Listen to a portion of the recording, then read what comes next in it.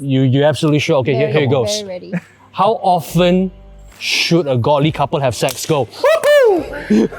Maybe 3 times, 4 times a week. No, the correct answer. Wait.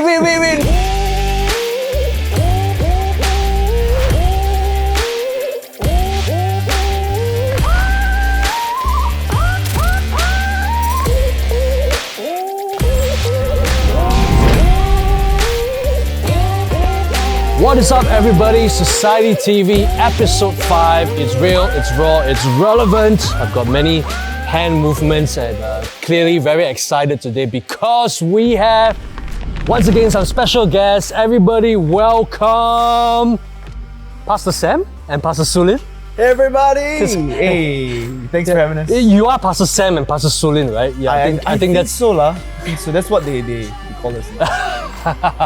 Yeah, but it's so great to have you guys here with us on this episode. Sam, Sue, why don't you tell everybody a little bit about yourselves? Right. Hey, so it's Sam. You can call me Sam. Full name Samuel O. I'm a youth and young adults pastor at Kingdomcity, and I'm married to the amazing and beautiful Hsulynn. And I guess I'm married to him. We've been married for 7 years, and we have a 4-year-old together. Her name's Harper. She is one feisty, sassy girl. Love you, Harper. Got it from this one, obviously. Mm-hmm. We were just talking about it recently. We were saying how like she has your rebellion and my willfulness. So she's willfully rebellious. Come on. Yeah, so it's pretty hard work for ingredient to be her parent. To be a leader of leaders. She'll be a great leader. Yes. But I don't know what's left of me after this. But yeah, so I'm a mom. I take care of our 4-year-old. I also lead our youth ministry in Kingdomcity and also our young adults ministry. And I'm also a part-time book illustrator. Wow. Yeah. Clearly she's more interesting than me. Well, Sam, no, you're pretty interesting yourself because you used to be the front man of, what is it, Sam? It is called? Let bygones be bygones. No, that's not the name of the band. Or Busco. Oh my gosh, yes. Once upon a time. I don't think they know who that is. Right? I don't know who. It's fine, guys. The previous guest would know. We had Sig Hao on the last time, so I think he would know. He was like, "Oh my God, Sam's coming." Oh he wasn't exactly like that, but and we actually go quite way back. That's right. Both of them and my wife as well. My wife was actually your maid of honor, wasn't she? Yes, she was. Go way back some more. Yeah, she and I are high school best friends. High school guys. Yeah. We've known each other since we were 12 years old. Yeah. Crazy, right? Yeah, and obviously you were also part of the bridal party when my wife and I got married. So we go long ways back, and the reason why I've got you guys here in this episode is so want to talk about something that I'm sure interests a lot of people. The whole area of relationships and all that. Mm-hmm. So I'm just going to go straight for it, right? I'm going to ask you a question. You guys ready for it? Yes. Bring it on. Sure. So ready, right? Yes. You absolutely sure? Okay, here it goes. Very ready. How often should a godly couple have sex? Go. Maybe 3 times, 4 times a week. No, the correct answer. Wait. No, a godly married couple. You didn't say married couple. Yeah, oh my gosh. Okay. Sneaky. Yeah, you caught on. You caught on immediately. Thank God. I was gonna. I know, right? That was a trap. Exactly. It's a trap. That was a thirst trap. That's what they call it.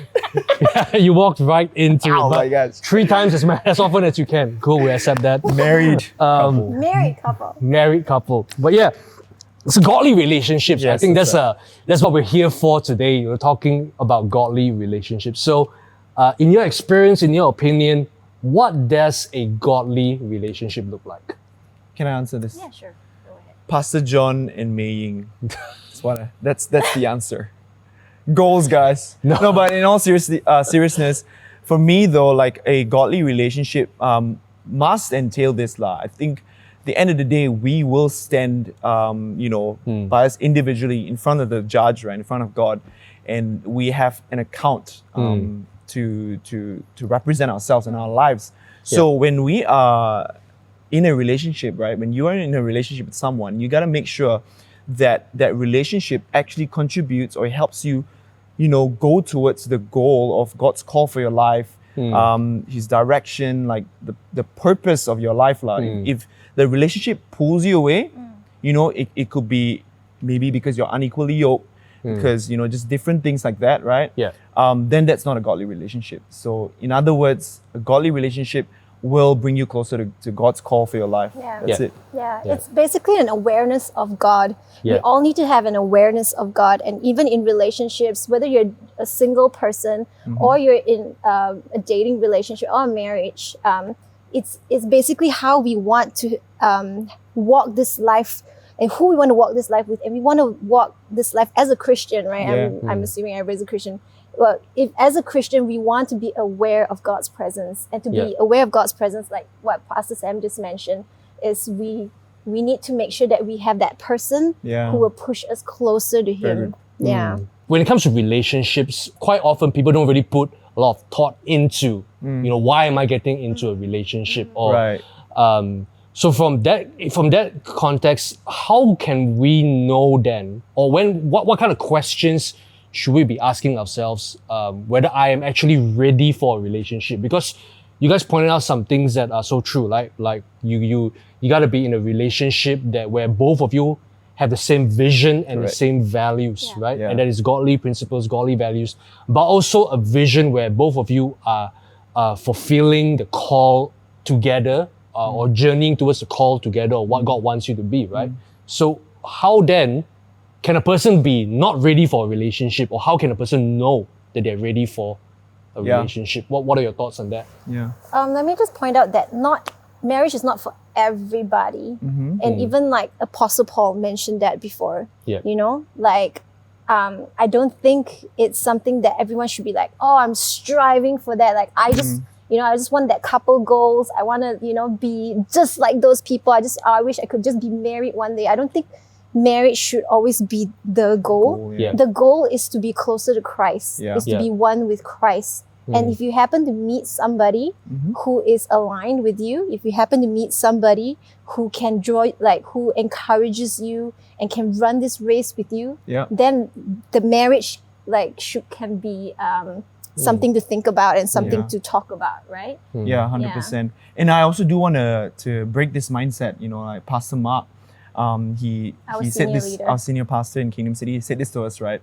As a couple and as a married couple, it's a wrong mindset to find your identity in what is our thing, babe, like what is our calling? What's our calling? Like for our marriage. Like what's our mission? Like, you kind of put a false brand and like pressure on it. Yeah. When really we are still actually individuals. Like the marriage should just be we love each other, straight up, like full stop. We have That's a it. family. We have a family. We love each other. Like Yeah. that's the priority. Not because we are placing our identity on something that we put to say we need to do this. We need to be leaders together. We need to run a company together, Yeah. and without it, then what? The marriage falls apart? No. So, it has to be based on that foundation of who we feel like God's called us individually, and then Pastor Sue said we share that same value, vision, principles like you said also, and then we run the race together, supporting one another, loving and just this is obviously not discounting people who actually work together, people who actually pastor together or lead together. I mean, our senior leaders do that, and they do it with so much grace. Yeah. But not everybody is called to run on the same level of leadership or in the same area. I'm gifted in different areas. I'm gifted in illustration and art.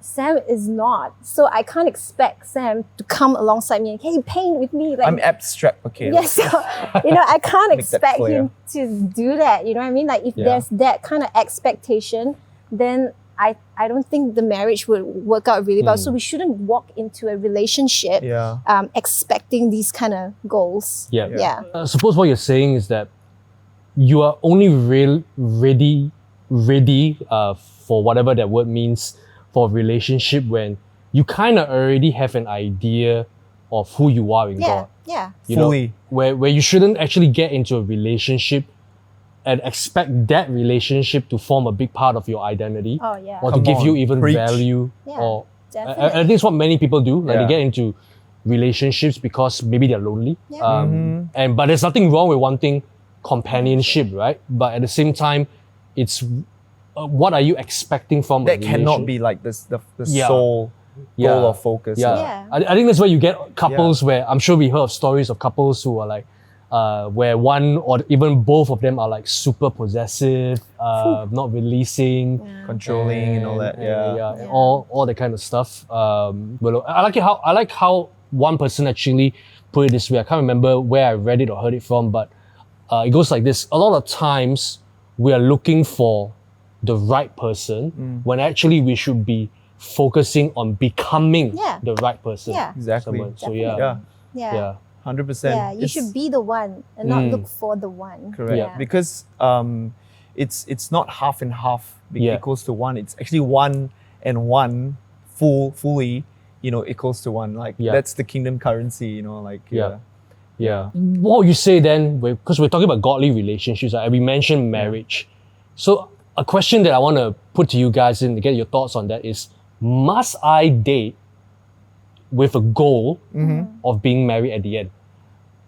Like, is the whole point of dating or being in relationship in a godly context or whatever practical context, must it always end up in marriage? Or must that be the ultimate goal? What are your thoughts on that? That's my testimony. Like I would say yes. I would agree with that because Sue's my first and my last.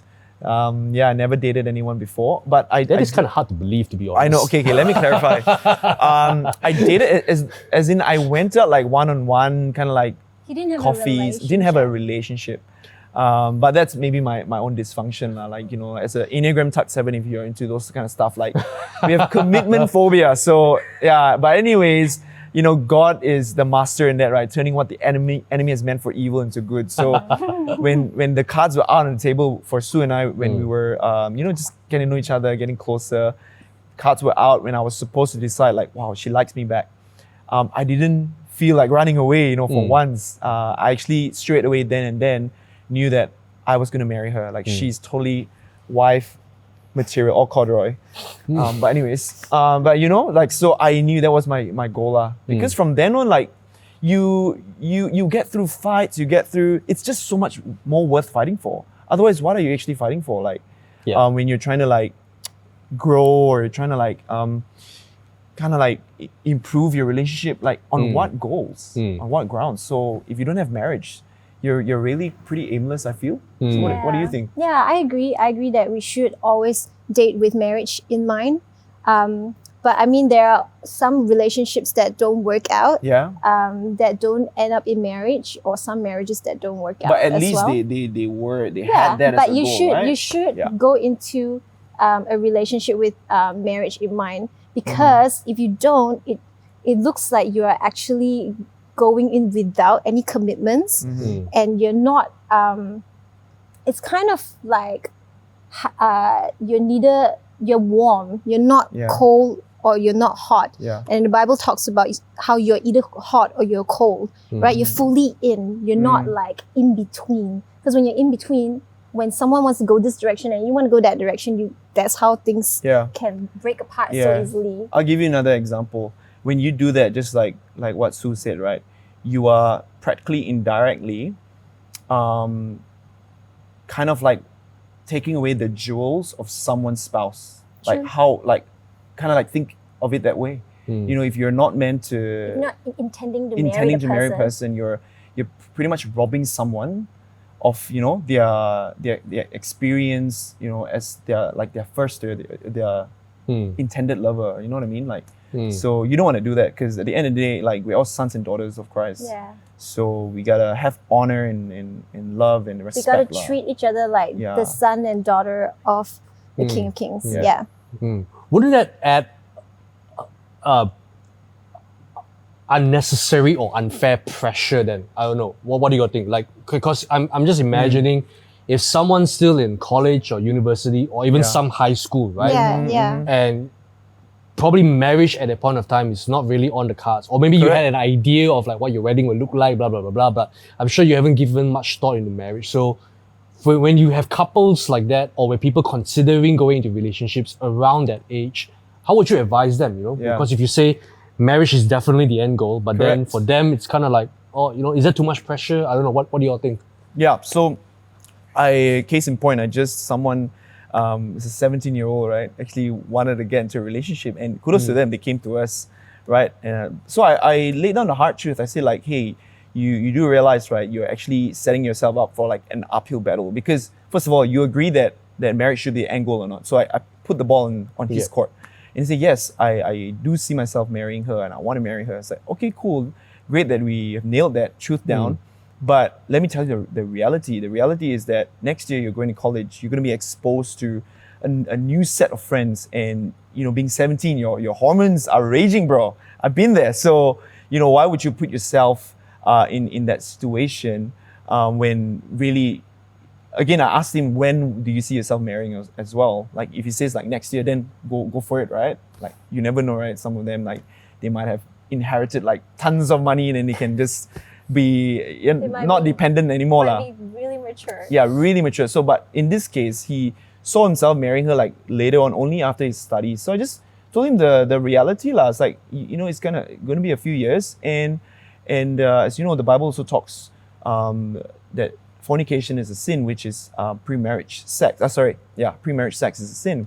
So like the temptations are going to be wild. It's going to be real. Like, are you actually up for that? And if you are, like, okay lah, I can't twist your arm, but okay, I'm just gonna like be here for you and journey with you. But that's the cold hard truth. It's gonna be tough. Whereas, or you can actually just say, hey, you know what? Let's continue being best of friends or really good friends. Because at the end of the day, you're not earning your own money currently.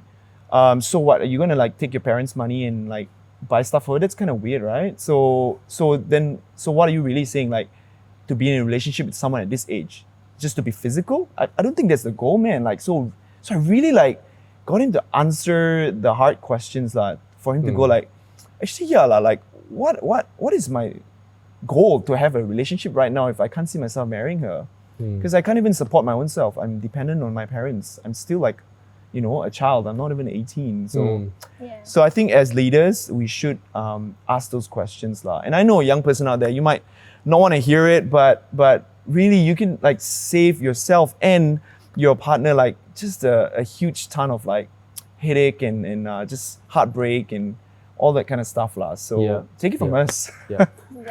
I think at the end of the day, it's again that the security, because like you rightfully pointed out, if you you can still be close to someone, or journey with someone, share values, discover like what dreams you have, and all that, all without having to put a label. We are that's what I call the pressure, not so much the marriage, but the pressure of like, we are this certain thing, and the pressure of trying to guard my heart, because like I'll be definitely jealous because she's gonna be tons of new guy friends. I'm gonna be tons of new. It's like, seriously, like, would you want to like have all that? So you're definitely team weight then, and not team. Definitely, fully. We fully encourage. Yeah. We won't force anybody, but we encourage all our youth to wait. Yeah. Is there an age that you think that's suitable? Like if I were to ask you to put an age on it, I think when you're ready to get married, like when you think like, maybe like I'm ready to get married next year, or I'm ready to get married in 2 years' time. I think when you're in that mindset, then go for it. And I think this is going to be quite a mindset shift, or even a challenge for many people watching it. Especially even some of the young people who tune into this series or follow us on the ministry, because it all comes down to, again, just putting a lot of thought into why we do certain things. Exactly. Right? Because many people get into relationships because, I like you, you like me. Let's just get into a relationship without actually seeing what are the implications or what is the end goal for that. And I think you mentioned earlier as well, just to have that God awareness. Does God want me? By me getting into a relationship, is that going to enhance my relationship with God? Are we so both full of God that we can just continue spurring one another? Or is it going to become a distraction? Yeah. Because I think that's what the enemy does as well Yeah. sometimes, you know? Yeah. He gives us good things Yeah. in order to distract us from the God things. Yeah. Yeah. So like relationships can be a distraction. And I think this is so important for Yeah. us to consider. Yeah. Right? Yeah. Good. Just how you mentioned, you had a 17-year-old coming to you and just getting your advice. Yeah. In church circles, we call that the concept of accountability. That's right. Right? It's the taboo word. The taboo. It's either you love it or you hate it. Yeah, and I think we were just having before we got on the stage, we were just Yeah. chilling, and we were both mentioning, you were both mentioning how accountability, being under covering, it's such a key element. Yeah. When you want to develop a godly Yeah. relationship. So tell us a little bit about that. You know, what does it Great. involve? Awesome. And Yeah. Thanks for bringing that up. Yeah. I think let's just first debunk the fear and the scariness of the word accountability. Just like we said earlier on, we have no rights. We have no right to twist anyone's arms, to force them, to spank them. No, nothing. We are leaders. We are coach. We are cheerleaders. We just want everyone to succeed, right? Everyone to be like in the best version of themselves possible. So when you're accountable to your leaders, like, don't feel the wrath or the judgment. Like, if we make you feel that way, then you have to question. I feel like that person needs to question their motive. Hopefully the leader also like gets it right, the concept, right? Or they could question, like, why is it that they actually have a fear of authority? Sometimes it comes from a place of fear of authority, maybe because your parents were very strict before, maybe you had really strict teachers. So past authority figures have scared you into feeling like, I can't tell people above me things because I'll get into trouble. Yeah. But actually, accountability is not there to get you into trouble. It's to help you be aligned. It's Exactly. to align you to God's will for you. It's to align you to God's life for you. Come on. Yeah, to live a godly life, Yeah. to live a God-wearing Yeah. life. That's what accountability is for. Yeah. Great. And another thing about accountability, like that we spoke earlier, was that I think the common misconception of the word is that accountability is like two ways, right? It's like, okay, let's just say, I go to you, Pastor John, I want your accountability. I'm a young person, starting to be in a relationship. So can we be accountable to each other or something like that, right? That's how they word it. So they might be expecting for you to check up on me or check up on us, all the time.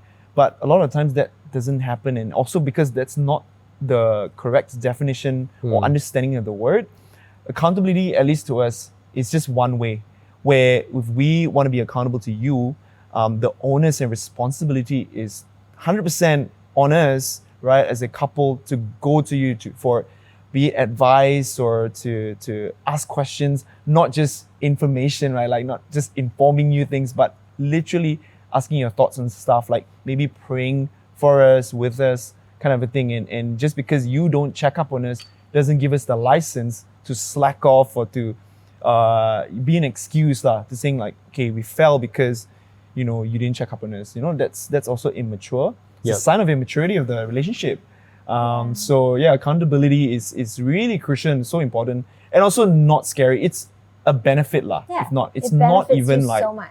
It won't even take away anything. Yeah, and I would go as far as to suggest that even if you're single, I think Boom. you should have accountability. 100%. Yeah, like if you're single, you should start off as a single person with accountability. Yeah. So you get into this culture of just being accountable all the time. So when you get into a relationship, you don't feel like you need to hide. Correct. Like, That's a very dangerous space. Yeah, because the enemy actually wants us to hide. The enemy wants us to be silent. be and silent because he have does. hidden sins. Yeah, he doesn't want to bring things to light because he knows that when we bring things to light, God can come and take over, and he can come and heal, and he can come and just Restore, and the enemy doesn't want that. Yeah, he doesn't want breakthrough for you. Yeah. So he lies to you and tells you that you need to hide. You need to keep this. Oh, these guys won't understand. They will judge you. They will give you a hard Punish time about you. it. Punish Like, you. that's a common. But that's not true. That's not true. misconception. Your leader loves you, and they won't do that. Yeah. So in essence, one key characteristic of having a godly relationship is having their own personal initiative to wanting to do things God's way. Yeah. Come on. And it's to even that could be expressed through seeking out accountability. Yeah. Right? Yeah. Because I think oftentimes we, it is putting ourselves in a vulnerable spot where we open ourselves to correction, to rebuke even sometimes, Yeah.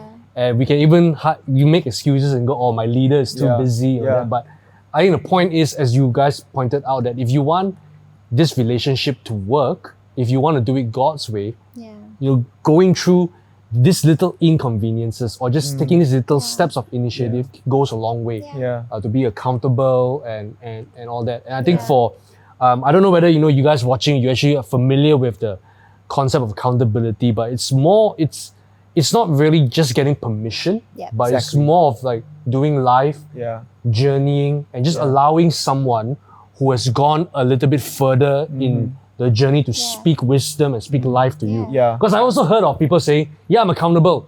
I'm accountable to my friend," and their friends like the same age as them. Yeah. Not that I'm trying to demean people. It's like, what would they know about stuff and Yeah. all that, right? Like I have, for example, in my life, I have different people who speak into different parts of my life.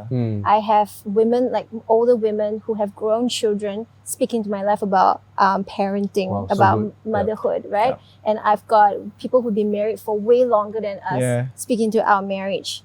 I've got people who are way more experienced in their craft, speaking to that area of my life. So I don't necessarily just go to one couple or one person for accountability. I go to like a few people, but I look at people that I admire who have gone way ahead of me. People who are way more experienced, like you mentioned, right? Because they obviously did something right. They obviously have that secret ingredient that I don't have. So when they do that for me, I get to do that for the people who are under me as well. Yeah. It flows. Yeah. Yeah. It's great. Awesome. Well, we've got we don't have like a whole lot of time left, but maybe since you're here, I'm just going to throw a couple of questions at you guys and just let me know what you think, right? So one question is this. So say if I'm a young person or I'm considering a relationship, I know what I want in a relationship. I know pretty much I feel like I'm ready. I get into a relationship, but we all know that no matter how godly you are, temptation still comes. Yeah. None of us should ever think that we are beyond No. temptation or beyond Yeah. sin, right? So if we are not married and we're still going on this dating journey of discovering and getting to know each other better, how do we keep ourselves pure? Do you have any advice or practical Man. steps on that? Great one. Which one? The one that Pastor Mark says all the time. Which one? So our senior leader says this to us all the time. He says that, how people always say like, don't cross the boundary, don't cross the line, don't do this, don't do that. Yep. He said that when you create a line and then you say don't, and you keep looking at the line becomes very tempting and you would want true. to touch the line. You want to go a little bit, Yeah. okay, maybe I Just just a little bit go more. around it, like you find ways to go around it. Yeah. I mean, Yeah. I completely understand because we are flawed as well. Mhm. And we've been there. I mean, look at her. She's so beautiful. I couldn't help myself. So anyway, before we, But no. Let me clarify. so instead of looking at the line, we should look away from the line. We should face face a complete. completely different direction. Walk towards God. Run towards exactly. godly things. Think of what is lovely. Think of what is pure. Think of do everything Yeah. you can to go Yeah. and you've got some practical suggestions. I remember you telling a teenager that once before about the just making sure you're not in the room by yourselves. Yeah. I mean, I think when you're dating, right, and you find yourself falling a lot, crossing the line, just the boundaries all become blur. I think first of all, go seek help, be accountable. That's number one.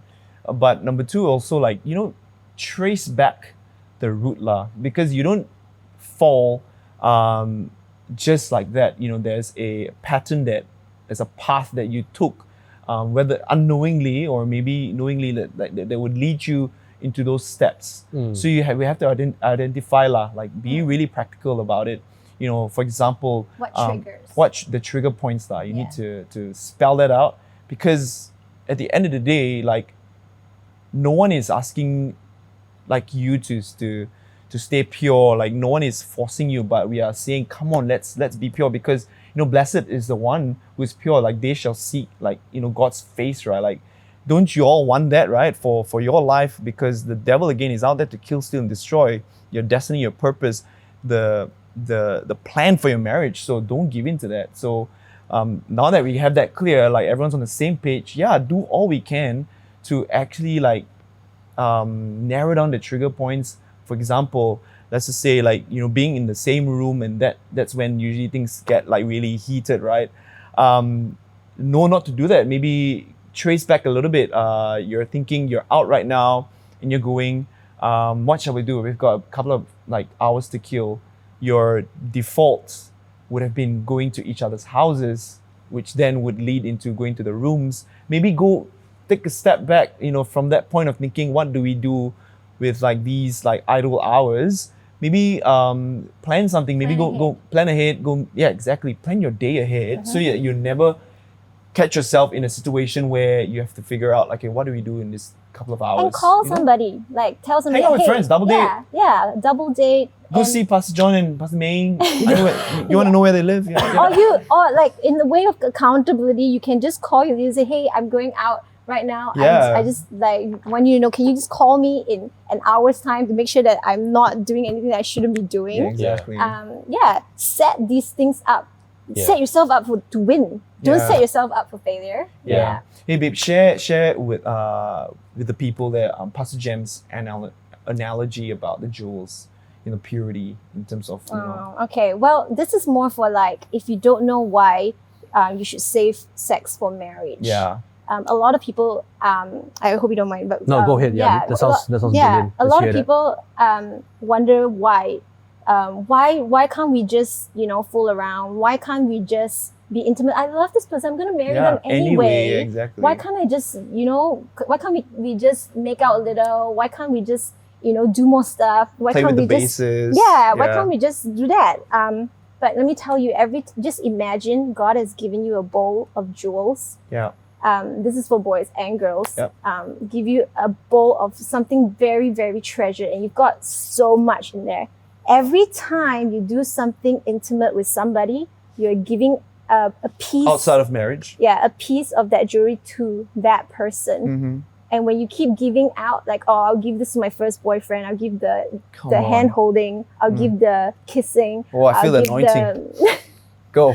Whatever it is that you like, to the second boyfriend, to the third boyfriend, or whatever it is.